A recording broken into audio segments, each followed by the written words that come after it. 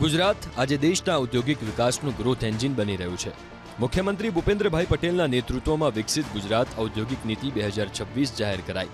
આ નીતિ ગુજરાતને વૈશ્વિક મેન્યુફેક્ચરિંગ હબ અને આત્મનિર્ભર અર્થવ્યવસ્થાનું મહત્વાકાંક્ષી વિઝન રજૂ કરે છે। વર્ષ 2047 સુધીમાં ગુજરાતને $3.5 ટ્રિલિયન અર્થવ્યવસ્થા બનાવવાનું સરકારનું લક્ષ્ય છે।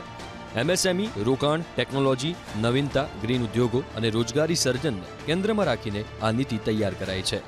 આ નવી નીતિમાં માત્ર મોટા ઉદ્યોગ જ નહીં, પરંતુ એમએસએમઈ, સ્ટાર્ટઅપ, મહિલા ઉદ્યોગ સાહસિકો, પ્રથમ પેઢીના ઉદ્યોગકારો અને યુવાનોને પણ વિકાસના કેન્દ્રમાં રાખ્યા છે।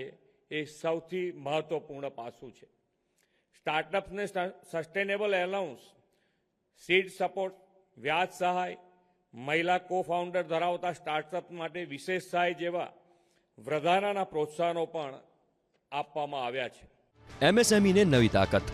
ગુજરાતની અર્થવ્યવસ્થાની કરોડરજ્જુ ગણાતા એમએસએમઈ ક્ષેત્રને નવી ઔદ્યોગિક નીતિમાં વિશેષ પ્રાધાન્ય આપવામાં આવ્યું છે। રાજ્ય તાલુકાની કેટેગરી પ્રમાણે માઇક્રો, સ્મોલ અને મીડિયમ ઉદ્યોગોને 35 થી 45% સુધીના પ્રોત્સાહનો અપાશે। ઉદ્યોગકારો પોતાની જરૂરિયાત મુજબ કેપિટલ સબસિડી, વ્યાજ સહાય અથવા પાવર ટેરિફ રિમ્બર્સમેન્ટમાંથી પસંદગી કરી શકશે। સાથે જ technology upgradation, quality certification, patent, ERP અને માર્કેટ ડેવલપમેન્ટ માટે પણ સહાયની જોગવાઈ કરવામાં આવી છે। આ પગલાં નાના અને મધ્યમ ઉદ્યોગોને વૈશ્વિક સ્પર્ધા માટે વધુ સક્ષમ બનાવશે। રાજકોટના એન્જિનિયરિંગ ઉદ્યોગ દેશ વિદેશમાં નિકાસ કરે છે।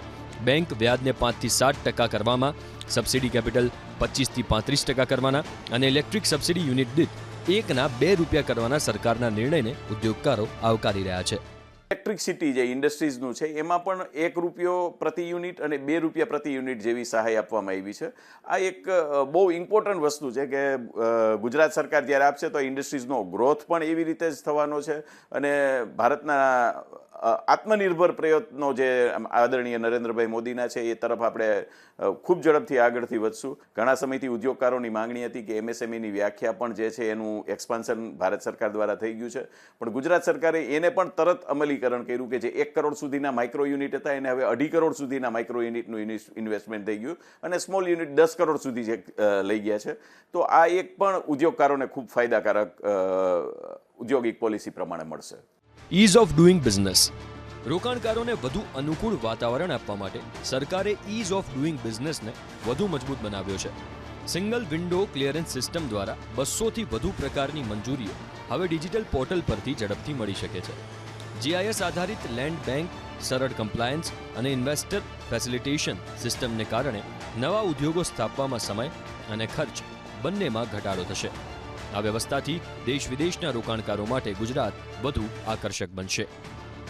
Futuristic industries. વિકસિત ગુજરાત માટે ભવિષ્યના ઉદ્યોગોમાં રોકાણ અને વિકાસનું મહત્વ છે, ત્યારે આ નવી નીતિમાં ફ્યુચરિસ્ટિક ઇન્ડસ્ટ્રીઝ સેક્ટર્સને વિશેષ પ્રોત્સાહન આપવામાં આવ્યું છે, જેમાં green hydrogen, semiconductor, electric vehicle, robotics, drone અને એડવાન્સ મેન્યુફેક્ચરિંગનો સમાવેશ થાય છે। મેગા અને અલ્ટ્રા મેગા પ્રોજેક્ટ્સ માટે વિશેષ ઇન્સેન્ટિવ, સ્ટેમ્પ ડ્યુટીમાં રાહત, ઇલેક્ટ્રિસિટી ડ્યુટીમાં છૂટ અને EPF રીઇમ્બર્સમેન્ટ જેવી જોગવાઈઓ કરવામાં આવી છે। આ નીતિ ગુજરાતને વૈશ્વિક સપ્લાય ચેઇનમાં વધુ મજબૂત સ્થાન અપાવશે। EVમાં અપાતા પ્રોત્સાહનથી રાજ્યમાં ગ્રીન મોબિલિટીને ખૂબ મોટું બળ મળશે। નોર્મલ વ્હીકલ્સની અંદર તમારા જે જીએસટીના રેટ્સ છે એ 18%થી 40% છે, જે EVમાં લોકોનું પ્રોત્સાહન વધે અને ઉત્પાદન ખર્ચ ઘટે એના માટે જે જીએસટીના રેટ્સ છે સરકારશ્રી તરફથી 5%ના છે।